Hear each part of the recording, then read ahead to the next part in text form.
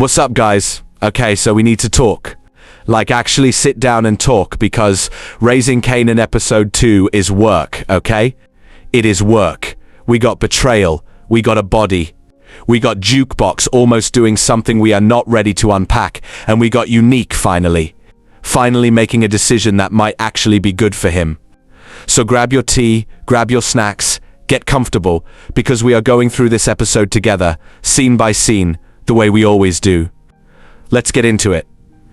Okay, so we open with Unique pulling up to the new safe house he got for Panessa and Jerome. And listen, my heart actually hurt watching little Jerome at the backyard still reading, still quiet, still clearly shaken from being kidnapped. That's trauma he's carrying, and we see it in how withdrawn he is. But then Panessa and Unique get right back into their thing. She wants him out the game. He's telling her this is the only skill he has. And I get it from both sides, honestly. She's scared for her son. He's scared of not knowing who he is without the streets. That's a real conversation a lot of couples are having. Just with way higher stakes than most of us. Okay, so Phil Russo and his wife, Elena, are arguing because she wants to go out and he's keeping her locked down until things calm with Stefano, and he promises her she get her freedom back soon. He didn't even make it through the episode. Phil heads out with his driver. The driver casually mentions he's hungry, wants to stop for breakfast, and we find out that driver had already set this up with Stefano's people. They pull up on Phil and that's it. He's gone. It's multiple gunshots. I need you all to sit with that for a second, because Phil thought he was the one in control, making promises to his wife about when things would calm down, and the whole time the person driving him was the trigger on his own death. That's the kind of betrayal that hits different because it's so close. It's somebody who's in the car with you every day. So Raq got all this product from the Afghans and she wants to use Stefanos' network to move it, and Stefanov tells her straight up, it's over, they cannot do business again. And Raq, being Raq, says she's not the only game in town. And Stefano comes back with, if he sees her working in Queens, the city is going to be filled with hitters. That's not a maybe, that's a promise. Raq just got told, in no uncertain terms, that her old playground isn't safe for her anymore, and she's going to have to figure out a new way to move.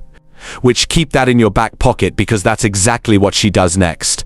We see Kanan talking business with his crew and the police barge in to detain him, telling him to focus on school and leave the drugs alone. And Kanan, not even shaken, basically tells them he's not surprised they're working for his mum, the same way they were complicit when his friend Famous was killed. The police deny it, tell him again to focus on school. Now I love this moment because it shows us Kanan isn't scared of the police the way a regular kid would be. He sees them as just another piece on the board, another arm of the same corrupt system his mother already has wrapped around her finger. That's not normal for a teenager to carry, and that tells you everything about how he was raised. Marvin is not okay. He's sitting there with Raq in the stash house basically saying, why are we talking business when the person who killed our brother is still out here breathing? And Raq, cold focus, tells him they need to push product because the Afghans are on her, and killing isn't going to feed anybody. She also reminds him he got them into this position in the first place, so don't act brand new now. Then she drops it. They're moving to Manhattan. Joaquin set up a meeting. Manhattan is bigger money, not small like the South Side. She tells Marvin to move the product to Cafe Vu for storage. And Marvin, grieving, exhausted, says Lou wouldn't want them using that place. Raq's response, Lou would want them to survive.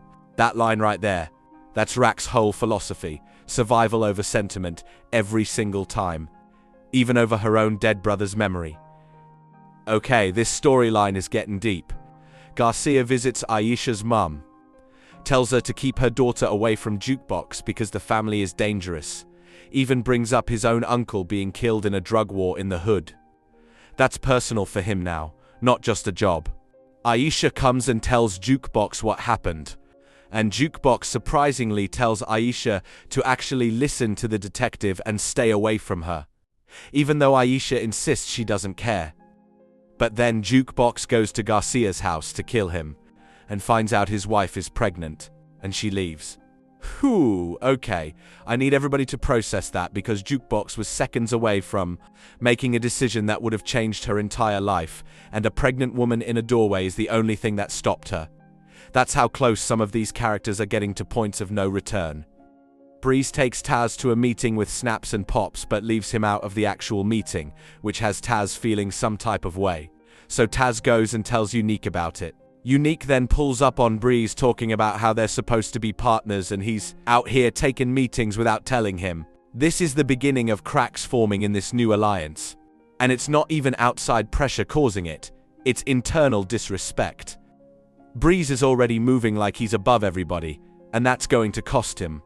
Quick but important, Marvin's at dinner with Jukebox and she's asking about Unique and Raq's situationship. Marvin shuts it down, tells her to eat her breakfast, says what Raq does is her business. Jukebox pushes, even though the man Raq is messing with killed his own brother, and Marvin gets furious. He's not ready to face that contradiction yet. He's choosing denial because the alternative, accepting his sister, is involved with the man he believes killed. Lou might break him completely. Raq is out here networking, y'all. She goes to a strip club to talk to the girls who understand how the Manhattan business runs, meets Flossie Siegel. Then she meets with Mr. Bernardi, another major Manhattan player, about moving her work there. Bernardi tells her he's got other partners so she should be careful stepping on toes, but they're good for now. Then she circles back to Flossie about using her girls for distribution work. Flossie agrees but tells Raq she's taking her piece of the profit. Raq doesn't even blink. Not a problem. And Flossie's line stuck with me. She said she agreed to meet Raq because of women empowerment in this game. That's wild to hear in this context, but it's real. Raq is one of very few women holding this kind of power, and other women in the game notice that. Meanwhile, Stefano is in a business meeting with Snaps and Pops, who introduce Breeze and Kanan to him. Stefano tells them flat out he's taking his cut using his territory in the South Side, no negotiation. He also brings up that he's heard Unique is a principal in their new operation. Snaps and Pops try to explain that Unique still has soldiers on the street, so they can't just push him out, but Stefano disagrees completely. He doesn't see Unique as necessary at all. This is foreshadowing, Stefano just told them, in a room full of people, that Unique is replaceable. And we already know what tends to happen to replaceable people in this show. Marvin moves the product into Cafe Vu, and Shirley the bartender clocks it immediately. She tells him she wasn't born yesterday, and reminds him Lou wouldn't want this in his club. Marvin agrees, but tells her they'll buy her out soon, and give her a fair price. Shirley knows exactly what's happening in her own building. The question is how long she stays quiet about it. This scene right here is the one I need you all paying attention to. Unique pulls up on Kanan and tells him straight up he can't trust Breeze, Snaps and Pops or Stefano. They see them both as a means to an end. Kanan disagrees.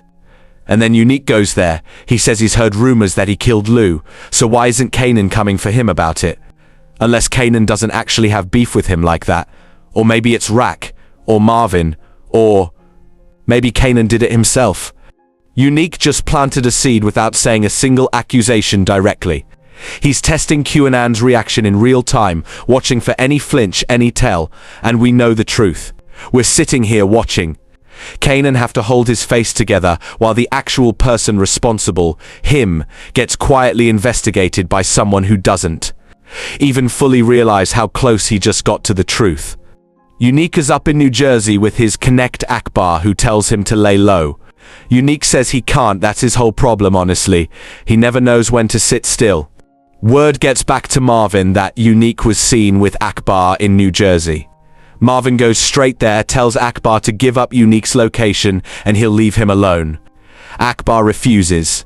Marvin kills everyone at the scene. Everyone, y'all. This man is unraveling in real time. His grief over Lou has fully converted into rage, and he is now leaving bodies behind trying to get to the person he believes is responsible. Kanan and Breeze head to Unique's apartment to kill him. He's not there. At the exact same time, Marvin is up in the woods searching for him too. Also, nobody there. 3 different people, 3 different motivations, all hunting the same man at the same time. That's how dangerous Unique's situation has become. Everybody wants him gone for their own reasons. And then the ending, y'all. Unique is in the car with Panessa, and he tells her they're leaving New York, starting over somewhere else. After everything, after Akbar, after Breeze's disrespect, after Stefano calling him replaceable, after Marvin hunting him through the woods, Unique finally chose his family over the game. He's out.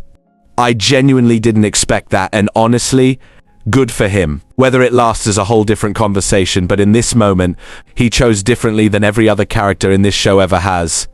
Okay, so that's episode 2, y'all. We lost Phil Russo. Marvin is becoming someone we don't recognize. Jukebox almost made an irreversible choice. And Unique actually left. Let me know in the comments, do you think Unique really stays gone, or is this show about to pull him right back in? Drop your thoughts below, like this video if it helped you catch what you missed. And subscribe because we are doing this every single week this season. Love y'all. See you for episode 3.